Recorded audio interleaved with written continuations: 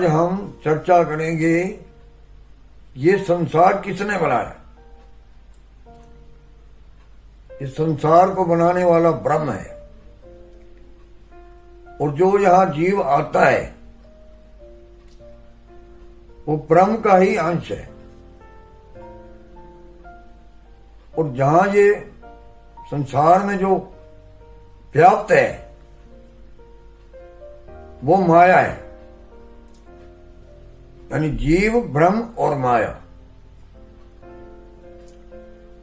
एक बार पार्वती जी भोलेनाथ जी से पूछती हैं कि हे भोलेनाथ, जब ये कहा गया है कि ये ईश्वर का अंश, ये जीव जो है ईश्वर का अंश है, अविनाशी है, जैसे परमात्मा अविनाशी है ऐसे ये जीव भी अविनाशी है, चेतन है, चलायमान है, चलने फिरने वाला है, अमल यानी मल रहित, बिल्कुल निर्मल है ये जीव, सहज सुख राशि, सुखों की खान है। फिर ये दुखी क्यों है? जब ये ईश्वर का अंश है, अनंत स्वरूप है, ईश्वर स्वयं अनंत स्वरूप है, ये दुखी क्यों है? तो भोलेनाथ जी कहते हैं कि सो मायावश भयो गोसाई के बंदे हो कीट मर कट की न्याय। ये पार्वती, ये जीव माया के वश में आ जाता है। माया के वश में आने के कारण ये जीव संसार में आकर उसमें लिप्त हो जाता है, आसक्त हो जाता है। इतना आसक्त हो जाता है कि वो भगवान को ही भूल जाता है, जिसकी वजह से दुखी है। माया में व्याप्त जीव तरह तरह के सपने देखता है, मोह इसको खाए जा रहा है, क्रोध, काम, लोभ सबके बस में हो जाता है। आसक्ति, जिसके कारण ये जीव दुखी रहता है।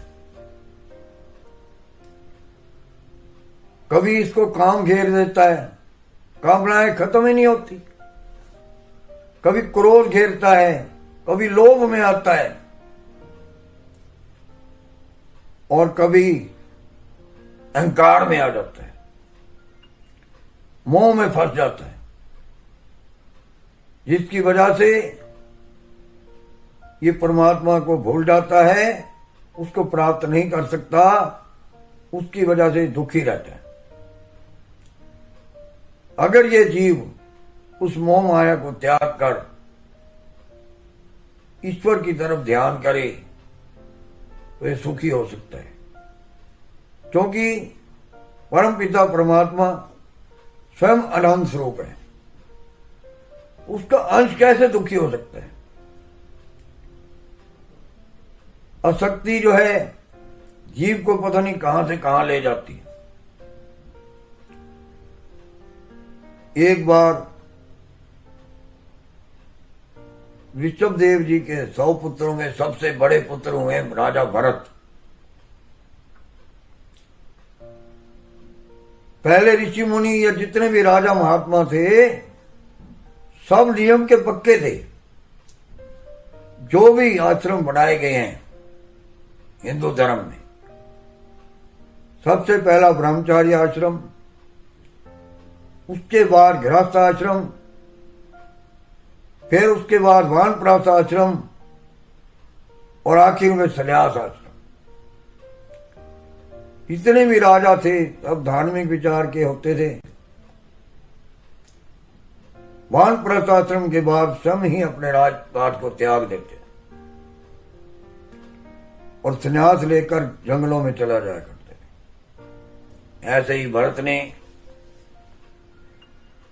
वानप्रस्थ आश्रम त्याग कर और अपनी गद्दी अपने पुत्र को संभाल कर दे दी, स्वयं वन में चले गए और दिन रात प्रभु में भक्ति में लीन हो गए।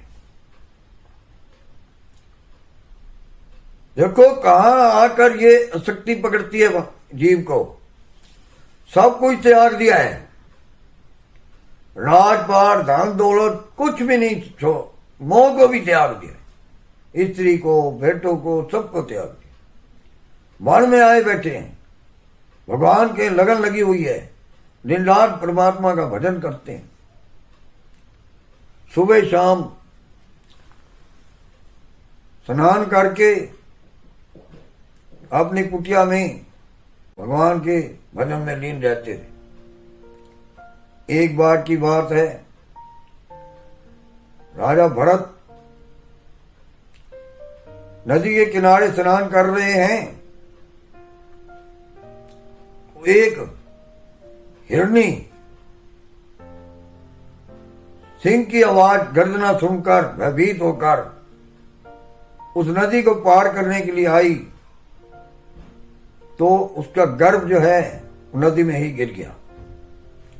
हिरनी चली गई, लेकिन वो बच्चा वहीं नदी में रह गया। राजा भरत ये देख रहे हैं, उन्होंने उस बच्चे को उठाया और अपने आश्रम में ले आए, अपनी कुटिया में ले आए और उसका लालन पालन कर रहे हैं और बच्चे की देख रेख कर रहे हैं, उसको पाल पोस कर रहे हैं। सामने बंदा रहता है, उनको उस हिरण में शक्ति होगी। जब अंतकाल आया तो मन में यही सोच रहे हैं कि इस बच्चे का क्या होगा, और मृत्यु को प्राप्त हो गए। तो शास्त्रों में लिखा गया है कि अंत काले जो भी स्मरण करेगा वो उसी योनि में चला जाएगा। इसलिए भगवान गीता में कहते हैं कि अंत काले जो मामेव स्मरणं भुक्त्वा कलेवरम, कि जो अंत काल में मेरा स्मरण कर कर प्राण त्यागते हैं वो मुझे ही प्राप्त हो जाता। लेकिन उस भरत ने हिरण का ध्यान किया हुआ था, तो अगले जन्म में हिरण बन गया और उसी जंगल में घूम रहा है। देखो कुछ भी किया हुआ हो व्यर्थ नहीं जाता। जब जीव अपने प्राण को त्यागता है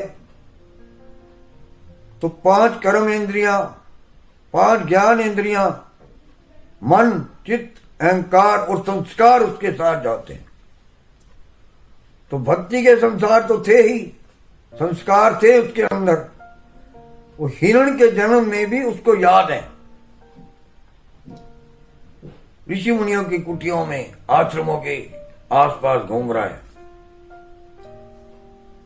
वो जन्म व्यतीत हो जाता है, अगला जन्म में मनुष्य जन्म प्राप्त होती है। मनुष्य योनि में आकर उस जन्म में भी वो उसका नाम भरत पड़ता है। वो पिछले संस्कार याद है कि मुझे शक्ति के कारण हिरण बनना पड़ा, इसलिए वो संसार में मन लगाते ही नहीं है। सब भाइयों में छोटे हैं, भाई कहते हैं काम नहीं करता, सारा दिन निठल्ला घूमता रहता है, बिल्कुल उदास रहता है।